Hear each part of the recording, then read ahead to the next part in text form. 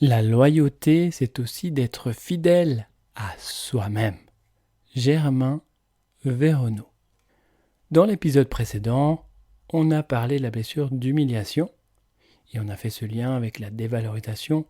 Et donc quand on a une blessure d'humiliation, eh bien on se sent petit, plus petit, et c'est vraiment le contraire de rayonner, puisque rayonner, ça amène à affirmer sa grandeur, sa propre lumière.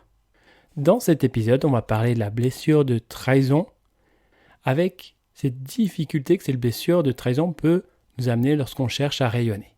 Alors de prime abord, les liens entre la blessure de trahison et cette difficulté à rayonner ne sont pas toujours très évidents à voir, parce que les stratégies de cette blessure de trahison font qu'on a facilement du charisme, qu'on nous voit, qu'on nous remarque, qu'on nous admire.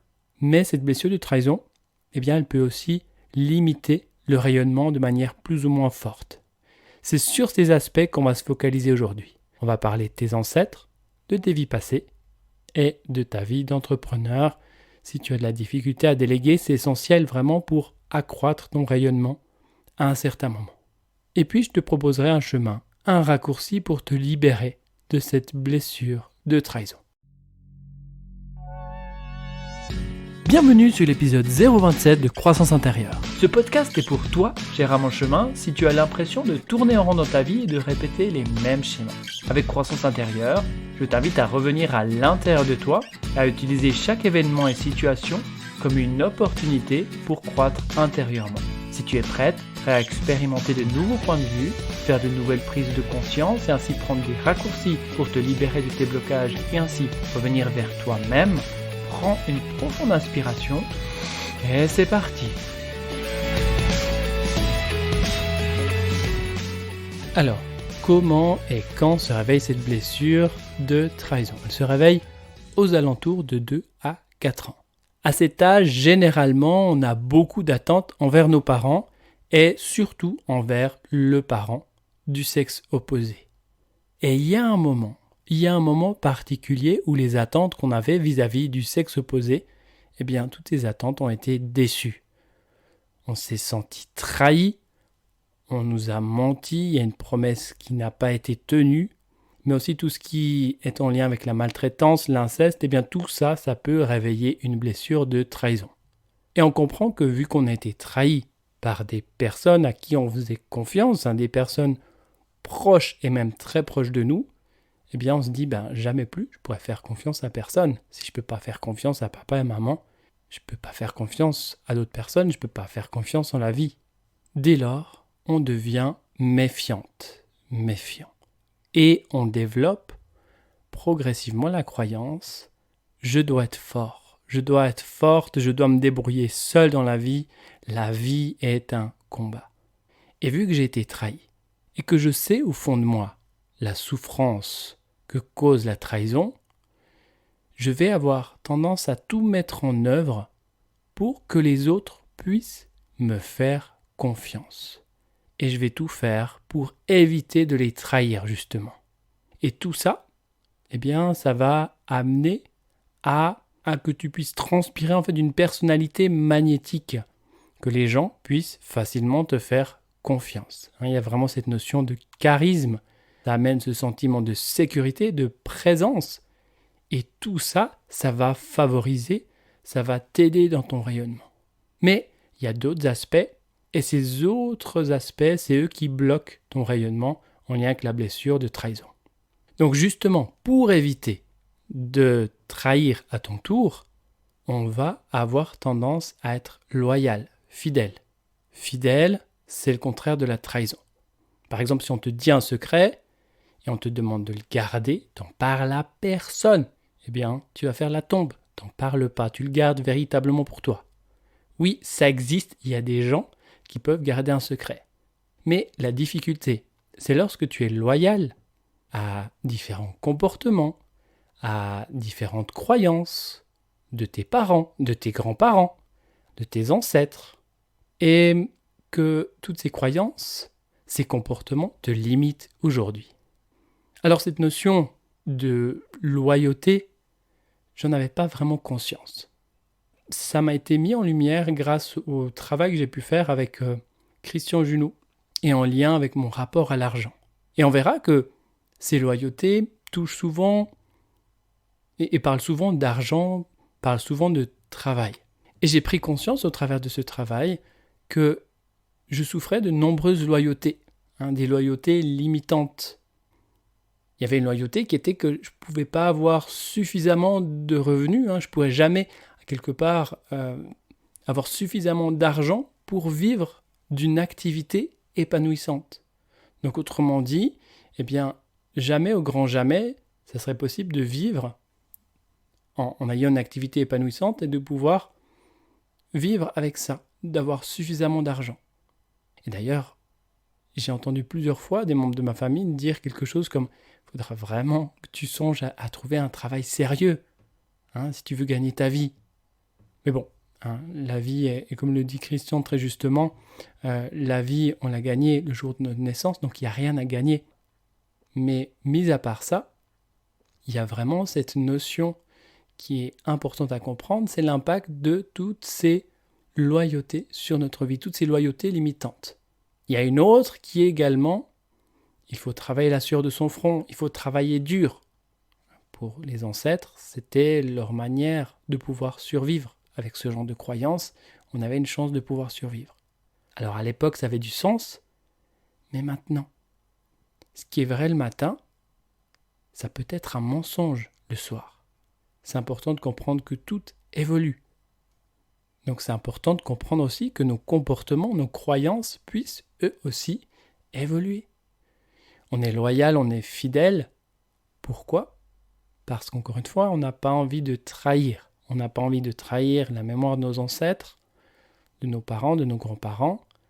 On pense comme ça que si on est déloyal, on va les trahir. Si on ne fait pas comme eux, on va les trahir. Mais c'est important de comprendre qu'on ne les trahit pas. On peut juste être déloyal à différents comportements, des croyances qu'ils avaient à un moment. Et qui avaient du sens très certainement pour eux, et qui les ont beaucoup aidés à l'époque. Et eux souhaitaient transmettre le meilleur à leur descendance, selon leur point de vue, en fonction de ce qui allait le mieux, ce qui fonctionnait le mieux pour eux. Mais ces croyances, tous ces comportements, aujourd'hui peuvent sacrément nous limiter.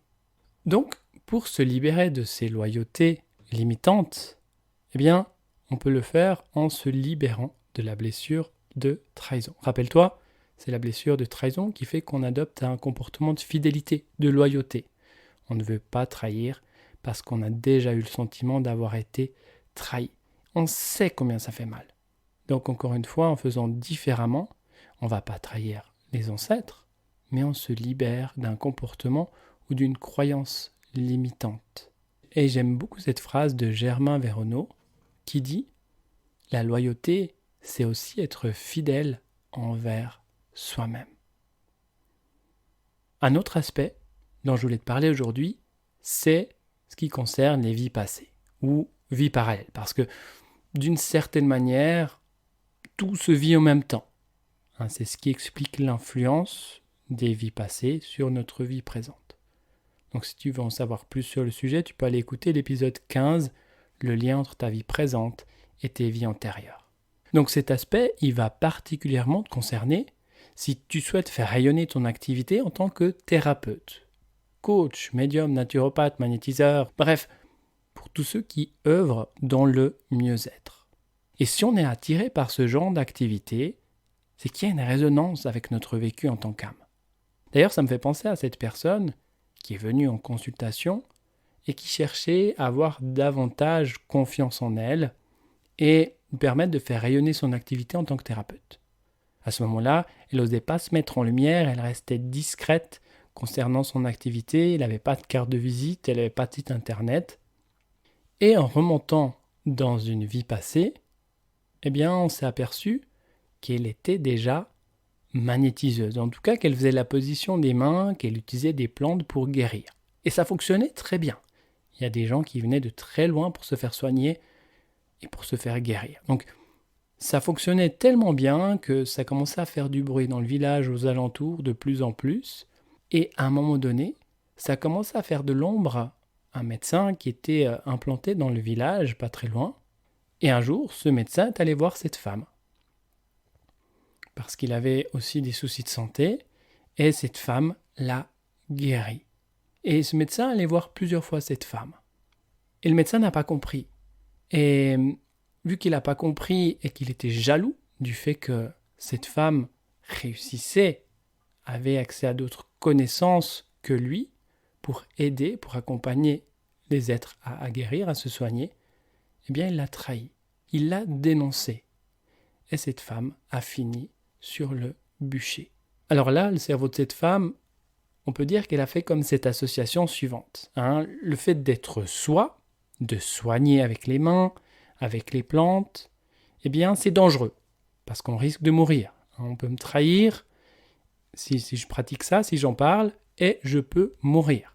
Donc pour éviter que ça se reproduise dans cette vie, puisque toutes ces mémoires des vies passées influencent cette vie présente, eh bien pour éviter ça, on va avoir tendance à rester caché. On évite de parler de son activité, on se fait petite, on ne peut pas rayonner. Puisque si je rayonne, on va me trahir, et si on me trahit, je vais mourir. Le fait d'avoir travaillé sur cette blessure de trahison, le fait d'avoir libéré cette blessure de trahison et toutes les mémoires qui pouvaient être liées de près ou de loin avec cette notion de trahison, en lien avec cette vie passée, eh bien ça a permis de poser quelque chose pour elle. Et elle a commencé à avoir davantage de confiance et elle a pu commencer à communiquer naturellement sur son activité. À ce moment-là, soigner avec les mains et les plantes n'était plus synonyme de risque de trahison ni de mort pour elle. Donc dès le moment que l'association était défaite, qu'il n'y a plus de mémoire traumatique, de réactivité émotionnelle à ce sujet, eh bien à ce moment-là, un petit peu comme la rose, elle peut diffuser son parfum de rose en toute confiance. Elle pouvait désormais rayonner. Il y a une autre femme qui a vécu une expérience dont je voulais te parler ici. Elle souhaitait se lancer en tant que thérapeute. Donc elle a fait toutes les démarches pour se lancer en tant que thérapeute. Et dès qu'elle a signé son contrat de location pour son cabinet, elle a commencé à avoir de l'eczéma sur les mains. Alors est-ce que c'est le signe d'une trahison d'une vie passée ? Alors c'est possible. Bon, c'est vrai qu'à l'époque, j'avais pas encore la capacité de percevoir les vies passées, d'avoir accès à ce genre d'informations. Donc ça reste une hypothèse. Mais c'est important de comprendre que bon nombre de trahisons, de grosses trahisons, proviennent de vies passées et peuvent impacter notre vie actuelle. Le troisième aspect, c'est la difficulté à déléguer. Ben oui, si tu veux faire rayonner et grandir ton activité professionnelle, à un moment donné, il est nécessaire de pouvoir s'entourer. Mais avec la blessure de trahison, c'est difficile de faire confiance. Donc on a de la difficulté à déléguer, parce qu'on pense qu'on va être trahi à nouveau. Et ça, bien, on ne le veut pas du tout. Donc en se libérant de cette blessure de trahison, on va pouvoir retrouver cette capacité à faire confiance aux autres. On va pouvoir les laisser faire à leur manière. Et dès lors, eh bien, on peut faire confiance en son équipe et ensemble, eh bien, on peut rayonner toujours plus loin, toujours plus haut. Donc si tu veux en savoir plus par rapport à cette blessure de trahison, tu peux aller écouter l'épisode 008, la blessure de trahison. Donc en conclusion, cette blessure de trahison, eh bien, elle permet de se montrer, elle permet de se mettre en avant, de se valoriser. Tout est fait pour que on ait envie que les autres puissent avoir confiance en nous. Donc on amène cette certaine sécurité, ce charisme. Mais on a vu que cette blessure peut aussi bloquer le rayonnement. Notamment avec les loyautés vis-à-vis des ancêtres. On est loyal, on est fidèle, parce qu'on ne veut pas les trahir. Ensuite, on a vu combien cette notion de trahison dans les vies passées, eh bien, ça peut limiter ton rayonnement. Rayonner signifie je vais me faire trahir, et si je me fais trahir, je vais mourir. On a vu également combien ça peut être compliqué de déléguer lorsqu'on a une blessure de trahison. Ça peut aller très loin, vraiment, du fait de faire les choses tout seul, complètement tout seul, d'avoir une équipe et de ne pas leur confier une mission tout simplement parce qu'on ne leur fait pas confiance. On a peur de se faire trahir à nouveau. Donc la bonne nouvelle, c'est qu'on peut se libérer de tout ça. On peut se libérer de cette blessure de trahison. Il existe différentes approches et la plus rapide et efficace que je connaisse, c'est celle que j'ai eu le privilège de développer. En fait, c'est cette méthode libre pour libération instantanée des blessures et réactivité émotionnelle. Alors, il faut imaginer que cette blessure de trahison, c'est comme une grappe de raisin. Cette grappe de raisin, elle est composée de grains. Alors, je pense que tu es d'accord avec moi pour dire que cette grappe de raisin, elle est composée de grains. Ces grains, ce sont des mémoires traumatiques et des réactivités émotionnelles. Avec la méthode libre, on va pouvoir mesurer ces grains, donc mesurer les mémoires traumatiques, mesurer les réactivités émotionnelles. Et une fois qu'on a mesuré, en fait, tout ce qu'on peut mesurer avec la méthode libre, on a la possibilité ensuite de le libérer. Donc, quand on libère tout ce qui est en lien avec la blessure de trahison, cette blessure de trahison se dissout, disparaît. Et dès lors, on devient davantage soi-même. Et on retrouve cette capacité à faire confiance aux autres. Et bien sûr, on se libère de tout ce qui touche les loyautés, puisque on n'est plus dans une notion de trahison. Donc on peut se libérer facilement de ses loyautés, on peut facilement déléguer, et on peut se libérer du fait de contrôler les choses à l'extrême, puisqu'on n'a plus peur d'être trahi. En fait, dès qu'on se libère de cette blessure de trahison, on devient de plus en plus soi-même, on se retrouve soi-même, on se libère de ces blessures émotionnelles, et plus on se libère de ces blessures émotionnelles, plus on retrouve une certaine paix, une certaine sérénité, une certaine confiance.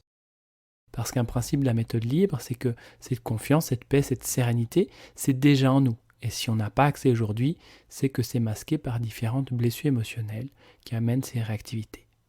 Si tu veux en savoir plus par rapport à cette approche, tu peux aller écouter l'épisode 013 « Découvre la méthode libre ». Voilà, si tu souhaites soutenir le podcast Croissance intérieure, je t'invite à t'abonner sur les différentes plateformes de podcast et à laisser un avis 5 étoiles. C'est vraiment le moyen le plus simple pour que d'autres personnes puissent découvrir ce podcast. Donc je te remercie d'avance. Je compte sur toi.